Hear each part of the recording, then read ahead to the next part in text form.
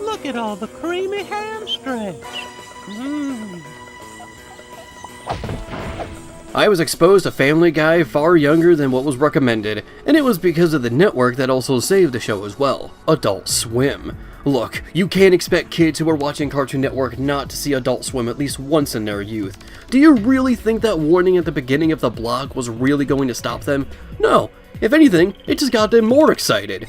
Because of that, I was exposed to many shows I was not supposed to see at that age, including Aqua Teen Hunger Force, Robot Chicken, Futurama, Squidbillies, and yes, Family Guy.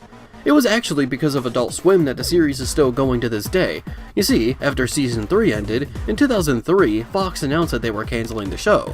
But after the show was broadcasted on Adult Swim, and there was a boost in DVD sales, it inclined them to continue the show. The writers would even cater more to Adult Swim than Fox. So despite the fact that Family Guy was a Fox animated series, and I guess now a Disney animated series, where dreams come true, it felt more like an unofficial Adult Swim original series.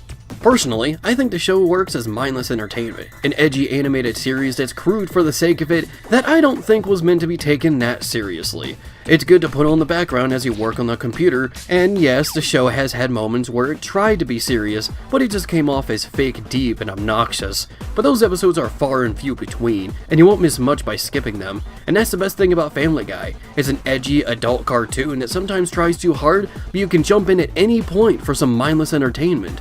The show is still going on with 20 plus seasons under its belt, a straight-to-TV movie, and yes, video games. I remember the time I got this game as a rental from Movie Gallery. Little kid me had liked it, but now that I was able to revisit the game as an adult and actually beat it, my opinions on the game have changed. It's awful, and I hate it.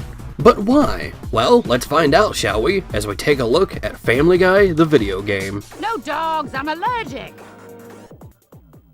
In the Family Guy video game, you play through 3 stories, one starring Stewie, another starring Brian, and the last starring Peter. Each has their own gameplay style and story to go through. You will switch between each character as you progress through the game. I don't know why they couldn't do a story select like many 2000s era Sonic games, but what can you do? The game is mainly in a forced perspective, as it feels like you're looking into multiple shoebox dioramas connected to each other. While the game is 3D, you'll mainly be going left and right, with some minor exceptions of course. A lot of these exceptions seem to come during Stewie's levels than the others. Midway through the stage, you'll be taken to a cutaway gag, which is set as a minigame which if you succeed, you'll be given a perk to use in the level. That's where the similarities between each story ends, so let's move on with Stewie's portion of the game. Stewie's story sees the return of Bertram, who is planning to mind control the entire world. I'm here for one thing, and one thing only, Stuart. Your satellite dish. The game is like a top-down shooter, but that fixed perspective I mentioned earlier can make it a little difficult to aim or even see certain enemies. Stewie is the only character who can double jump, and also slow his descent with balloons. You can upgrade his gun with these yellow parts you can find across the level. Each upgrade makes your weapon stronger and gives it more abilities. The shooting parts are fine, though you can only lock onto enemies when charging your laser. Besides that, you shoot in the direction that you're facing, so having to deal with enemies on your tail can be a pain, because you have to turn around to shoot them. It would be much better if they made aiming work in the right analog stick, as you use one of the triggers to jump and shoot instead. A lot of the platforming can be a pain, but overall, Stewie's levels only gave me some trouble, but nothing too infuriating. It's okay. I feel like a video game is going on in my chest. Brian's story has him being framed for impregnating Seabreeze and violating his restraining order. I knew it! Arrest this dog! He violated my restraining order and impregnated Seabreeze! What? No, I didn't! He's lying! And he's not Caucasian. Oh! So he must hide from the public until he can prove his innocence. His sections are stealth-based, and good lord, this has to be some of the worst stealth I've ever seen in any game. You're supposed to go from point A to point B while collecting items and avoiding being seen. Easy enough, most of his story just uses the left analog stick. But goddamn, this is too hard! Every character has a pattern of movement, so typically you just have to wait until the right opportunity arises. You can also use shade to obscure yourself as well. But these characters give you no warning, as when they turn around, they just snap into the opposite direction. They also give you little to no time time to make your rounds, and the game gives you no indication as to how far their field of view is. Sometimes they can face you and not notice you because you're just far away enough, while other times you'll be caught off screen. There are so many levels where you'll be caught over and over and over, and I hate you, and over and over, and I hope you fall into a pool of Satan's piss, and over! Brian's sections have to be the worst in this entire game. Stewie's was at least playable. This is nonsense! But I did manage to do it. So let's move on to the final section. Peter's story has him thinking that Mr. Belvedere, a character from the 1985 ABC series of the same name, is after him and his family. So he goes on a rampage thinking that everyone is working for Mr. Belvedere. Mr. Belvedere has kidnapped my family and for some reason wants me dead. Well, I'll have to destroy you first, you evil, crafty nanny or butler or whatever kind of freaky thing you had going on there.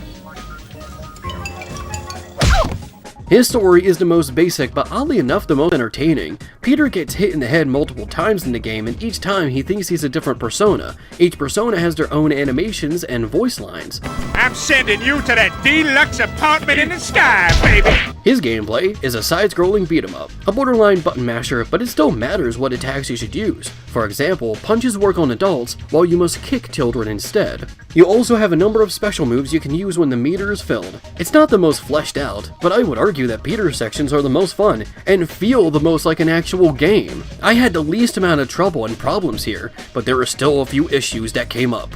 The main problem is that enemies can easily swarm you, and there isn't that much you can do unless your special meter is filled. You don't get that much feedback when hitting enemies, and the biggest issue comes during the last two bosses. All bosses have a reaction command section, but most of them were just about mashing buttons, with the exception of the last two. My triceps! The Black Knight and the Giant Chicken. They require you to hit the buttons in a certain order, but the problem is that no matter how fast you hit the buttons, it'll seemingly never work. It almost feels like you have to predict what button is going to show up and hit it before it comes on screen. My method is pretty much just mash the buttons and hope to God it works. Just be prepared when you have to do it twice in a row to beat the Giant Chicken. These two moments were even worse than Brian's entire story, but I did it. I managed to beat Family Guy video game. Was it worth it? What do you think? Oh, crap! This is truly a frustrating case, as it feels like just a few elements added to each story, and the ability to play them separate from one another would have made this game good. But alas, it's just another poor licensed game that had some decent moments. Emphasis on the sum.